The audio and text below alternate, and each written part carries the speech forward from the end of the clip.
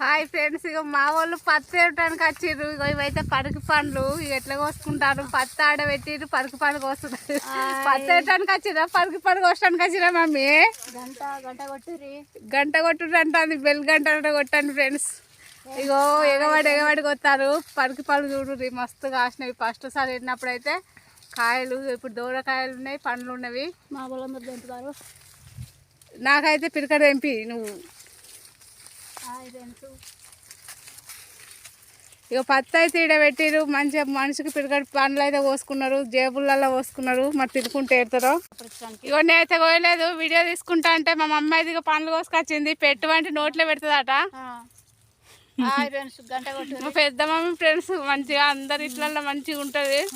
బంగారు తల్లి పెద్ద మనిషి అయినా పనికి వస్తుంది. ఇంటికి అటు ఉండమంటే రెస్ట్ తీసుకోమంటే తీసుకుంటలేదు. బాయ్ మరి అందరికి.